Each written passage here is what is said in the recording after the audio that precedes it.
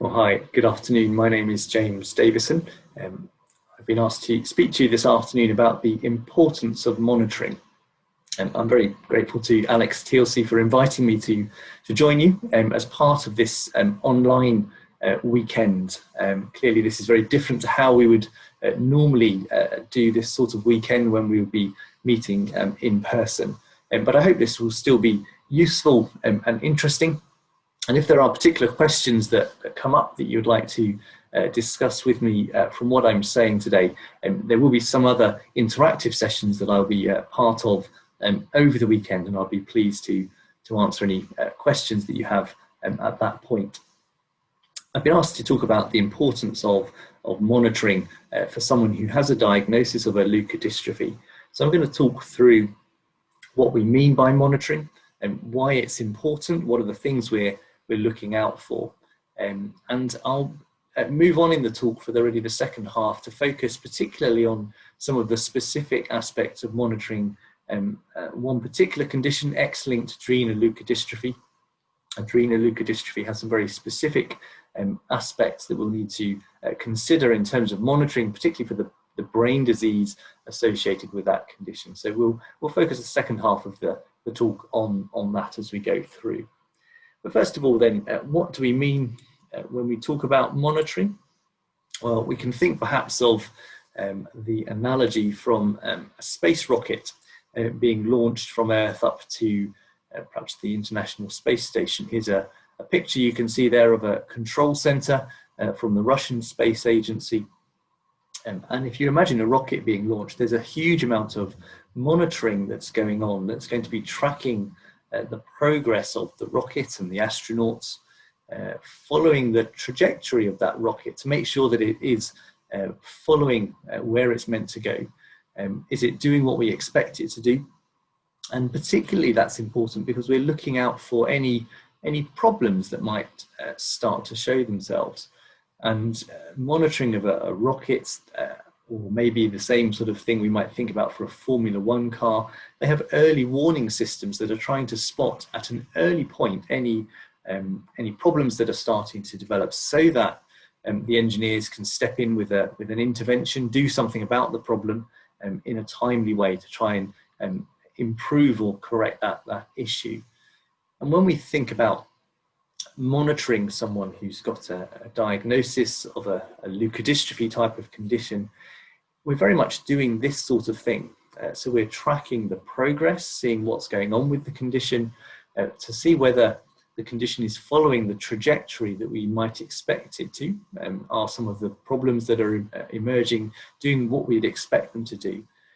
And in the same way that there is that early warning system for the space rocket or the Formula One car, monitoring for a patient with a leukodystrophy, we're trying to spot at an early point any new problems or complications that come because of that diagnosis, so that we can step in with some sort of intervention to try and help with that problem. This is a slide that's just trying to talk through where monitoring fits into the journey that you may be going through if you have a diagnosis of a leukodystrophy. We start at the top of the screen there, where the blue box says pre-symptomatic, and that's talking about the time before anyone knew you had a diagnosis, and before you had any symptoms or problems. You might be at that point saying, I'm fine, I've no idea there's a problem. But then over time, some symptoms start to emerge. You start having some perhaps difficulties with walking or other things, and then you start thinking something's going on, but I don't know what the problem is. That would lead on to perhaps seeing the doctor, who starts doing some tests and investigations, and after a time that might be quite a long journey, a diagnosis is reached, and perhaps you now think, now we know what the problem is, and that leads on to what we're talking about today, which is the monitoring that goes on once we've got a diagnosis there. And really here, what we're doing with monitoring is watching how my condition is going, and looking out for those new problems that it might bring. And that's important because if there is something there, we're thinking about treatment options. We're not just monitoring the condition for the sake of it, but actually we're looking out for things that we can do to help along the way. And when we think about treatment options, there are two big categories of treatments that we're thinking about, and both are very important. And the first is what could be termed symptomatic treatments. This is the sort of things to help deal with the issues that your condition might be causing. So if it's causing problems with muscle spasms, there might be treatments to help with relaxing the muscles. If the condition is causing you to have seizures or epilepsy type of problems, there may be medicines to help with that. If the condition is affecting how well you're able to swallow, there may be things that would be put in place, treatments to help support feeding and nutrition. They're all things that are really addressing problems that the condition is bringing, but they're not directly treating the underlying condition. And so the other category there are the disease-modifying treatments. So these are things that are trying to treat the root cause of the problem, and if you like, trying to change its trajectory. So this is, if you like, the space engineers have spotted that there's a problem with the design of the rocket, and so they bring the rocket back, and the new versions of the rocket have a new engine fitted, something that really changes the problem right at the root cause. And we know that for many of the leukodystrophies, the different ones, and we know there are many different types of leukodystrophy, as we've, I'm sure, been hearing in some of the other sessions. For many of them, we don't yet have disease-modifying treatments, something that can try to cure or to make a big difference to the actual condition. But there are, for a small number of those conditions, there are disease-modifying treatments, and where they are available, it's important that we consider when it's appropriate to use those treatments. So there's those two big groups, the symptomatic treatments, which are really important for everybody to make sure that we optimize the quality of life, that we deal with any of those problems that are coming up. And then those disease-modifying treatments, the ones that are trying to change the underlying trajectory of the condition. And the monitoring that you're going to be going through is looking out for those issues so that those treatments can be put in place at the right time. So how do we do monitoring? What do we mean when we're talking about monitoring?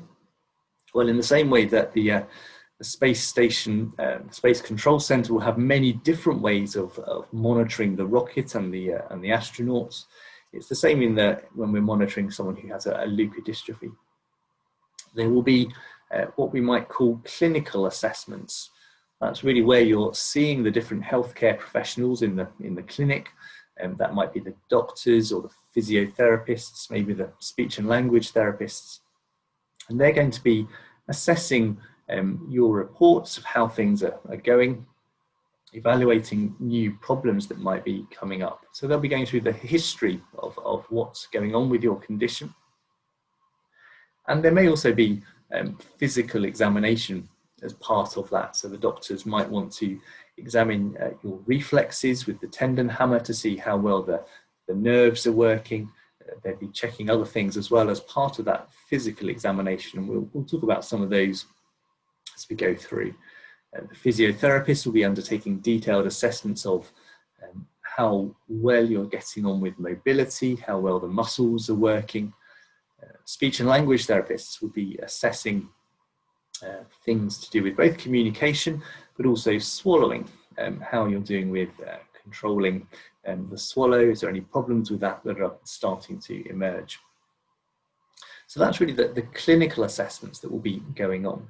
And some of the conditions, some of the leukodystrophies have specific scoring systems that are developed that really use some of those information from the clinical assessments to give a score, and that can help to track the trajectory of the condition, to see how it's changing over time. And so for some of the leukodystrophies, such as metachromatic leukodystrophy or adrenoleukodystrophy that we'll talk about in more detail shortly, there are some specific scoring systems that might be helpful. As well as the clinical assessments, sometimes there can be some useful laboratory tests, things like blood tests or urine tests that can be done that can help monitor the condition. And where there's a particular test that's done over time to see whether the condition is changing, those are called biomarker tests. Now, these are probably actually less important than the clinical assessments that are going on, but they may be an important part of monitoring. And if there are particular issues that we know go with a particular condition, there may be specific laboratory tests that we need to do. Again, we're going to talk about adrenoleukodystrophy in more detail, but we know that for that condition, it's important that we monitor a number of hormones to see if there's any problems with those. And so that would be part of the monitoring that's done in that situation. And for some of the conditions, brain scans are important as well. And it can be useful for brain scans to be done at various time points, again, to look to see what's happening. Is there anything changing with the appearances that we can see in the brain? And that can be helpful in terms of monitoring the condition. So what are the things we're looking out for? Well, it will vary from person to person. It will vary from condition to condition, but all of the leukodystrophies we know affect the brain, and the brain controls all of the different body functions. And so there'll be many, many different things that we're going to be monitoring over time. And some of those might include some of those things that you can see on the screen. So are there seizures? We're going to be monitoring your mobility, the muscle tone, looking at swallowing and any impact that has on your nutrition. We're looking at the cognitive function, so how the condition is affecting how your thinking is going, and does it have any impact in terms of educational abilities and things that we need to address from that. We will be thinking about the impact on vision and on your hearing, issues relating to continence, how it affects communication, and are there problems that are evolving, chest infections that are occurring, problems with breathing, and if mobility is becoming more of an issue, is there any concerns around bone health? So these are all different aspects, and there will be many more that we could have added to this screen. That's looking to monitor the impact of the diagnosis, the condition, and the problems that it may be starting to cause for you. We just take a step back again, just to think through. We thought about that journey that we described, where you perhaps start to have symptoms and that led on to a diagnosis being found. Well, actually, there are different ways that we might come to the point of a diagnosis being reached. And for many people, that will be that symptomatic route. So you've had some problems, you've had some symptoms that's led on to tests, and that has led on to the diagnosis. But for many people, a diagnosis may actually be found without them having had symptoms or before they've developed any symptoms. And situations where that might come up could be in what we would term family cascade testing. So someone else in the family has been diagnosed with a genetic condition, and that has led on to other people in the family being tested, and then that has led on to you being found to have the same diagnosis. So family testing can mean that people who don't yet have any symptoms may be diagnosed. For some conditions, newborn screening, so the heel prick blood test that babies have when they're a few days old, in some countries that includes tests for some of the leukodystrophies. Now, that's not the situation in the United Kingdom at the moment, but that is the situation in some other countries. And sometimes diagnosis may be found as an incidental finding, and we're finding that increasingly with the wider use of broad genetic testing that may have been started off or initiated for something completely different has found an unexpected finding that may also lead on to the diagnosis being found. And all of these are important when we then consider how we monitor somebody, particularly if they've been diagnosed with a problem before they've got to the point of any symptoms developing. So if we think now particularly about X-linked adrenoleukodystrophy, which is a condition that's very well known to many of you, and if we think about how do we get to the diagnosis for people with X-linked adrenoleukodystrophy? Well, it may well be that it's come through symptoms that have developed, so it's the symptomatic route into diagnosis. And we know that this particular leukodystrophy causes both neurological problems, so the brain-related issues, the neurological problems, but it also causes problems with the adrenal glands sitting on top of the kidneys. And so the first symptoms of the condition can relate to the adrenal problems, even when there aren't any brain-related problems. So boys may have had problems either with low blood sugars or what may be termed an adrenal crisis or adrenal insufficiency, and that may lead on to the diagnosis. But equally, others with the condition may have been diagnosed before any symptoms, either adrenal or neurological, through those different things that we talked about, the family testing, newborn screening in other countries, or as an incidental finding. And so that is important when we then think about monitoring for this particular condition. We'll first just think briefly about the endocrine aspects of the hormone-related components. So the diagnosis has been reached.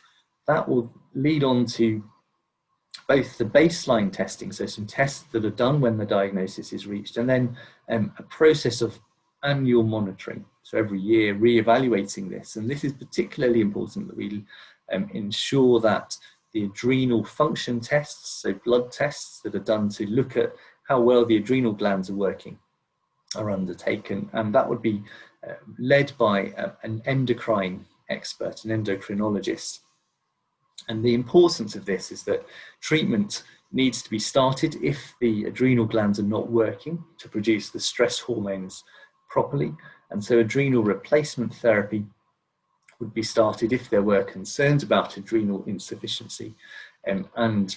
It's also important that medical alerts, such as medical alert bracelets, or the medical records are updated so that everybody is aware of that, because there are some important emergency treatments that are needed if you become unwell. And we know your adrenal glands, which normally help the body in stressful situations, if they're not working, and that is acted on appropriately.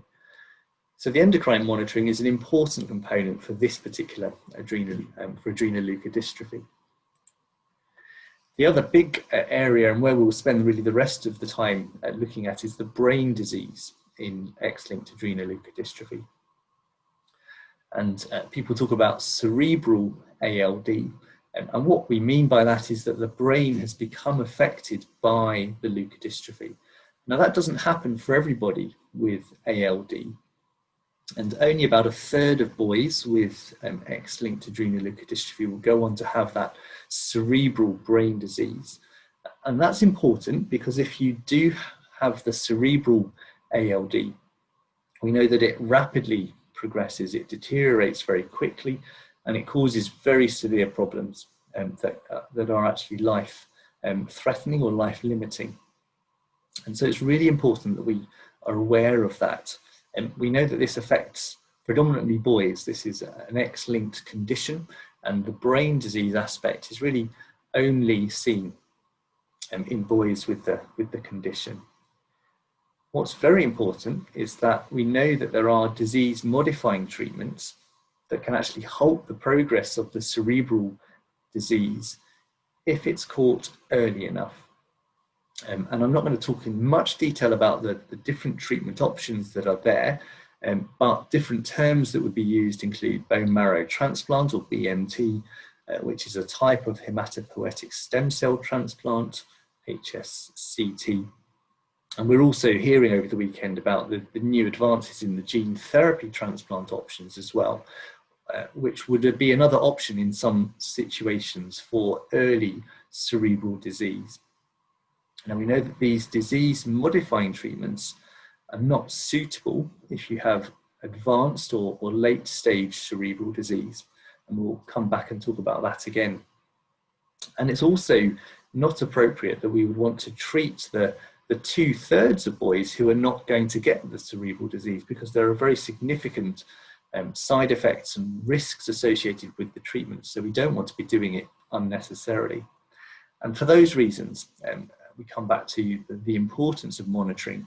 Close monitoring to spot early cerebral ALD is needed so that we can put those treatments in place when the time is right. This is another busy graphic, but just trying to talk through that whole process. So we start here with the diagnosis that's been made. And at the baseline, so the start when the diagnosis is being made, you may have no brain disease, and that's good.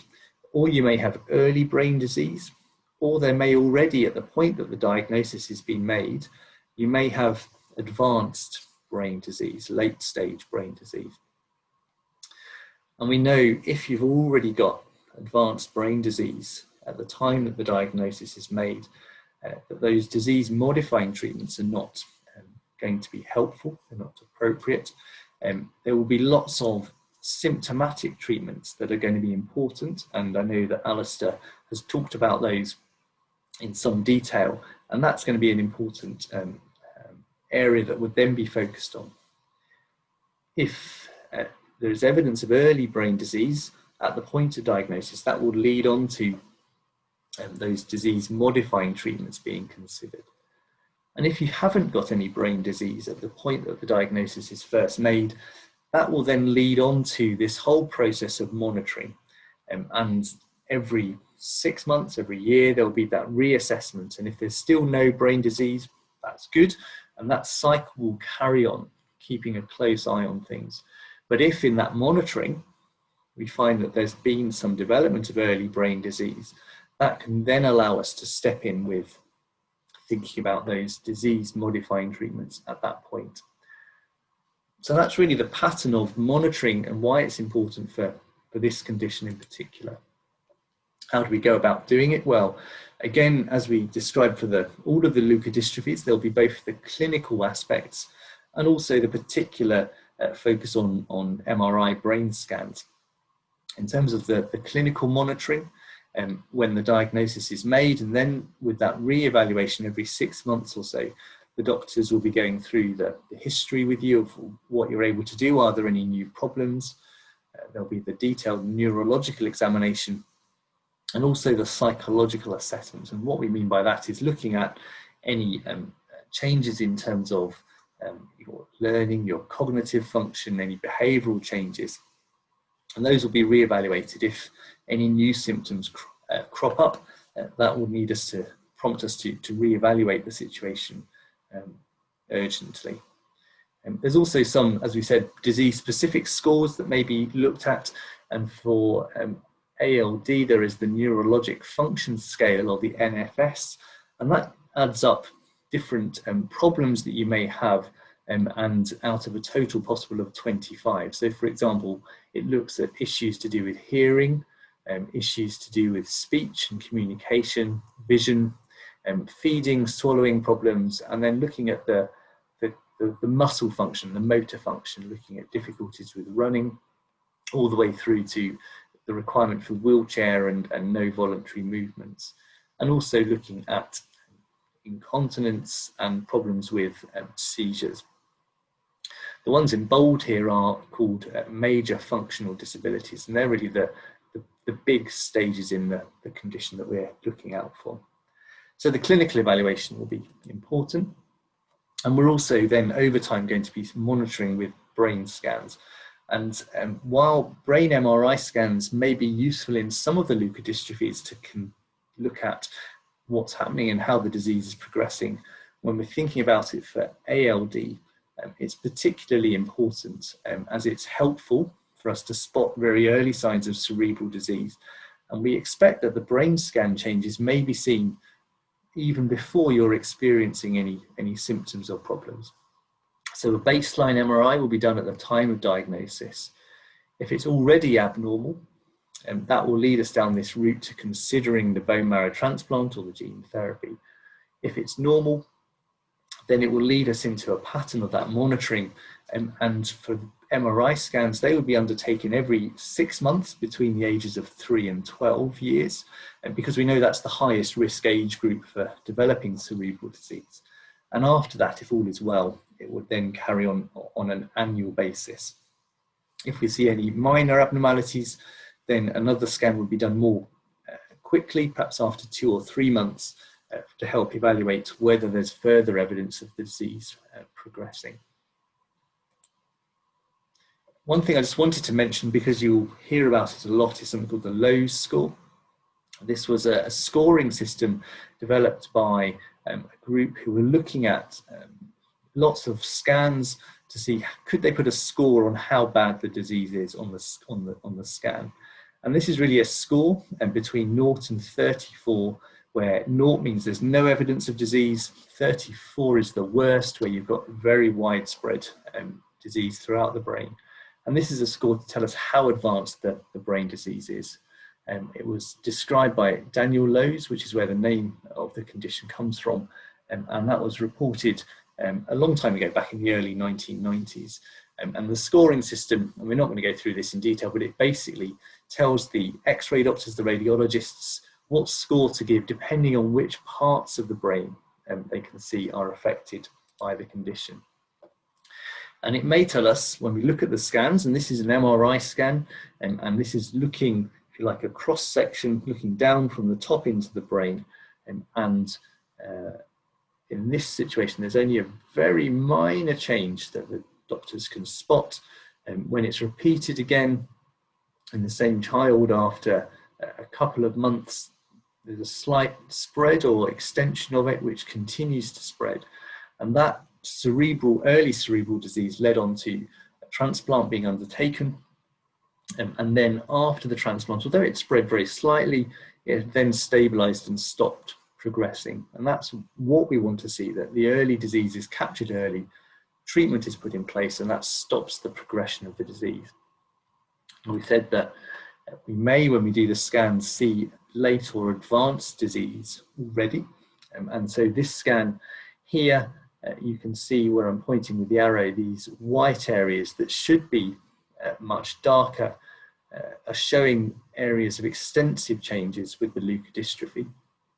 And when the scan is done with gadolinium, so that's a contrast dye that is injected, that again you would have heard about, the gadolinium dye is lighting up the edge of the area that's affected, showing that there's gadolinium enhancement, and that tells us again that there's active disease. And in this situation, the scan is showing that there's already advanced disease, and the Loes score would be much higher in this situation. And it's important that we understand why we look at the extent of the disease when we're talking about something such as a bone marrow transplant.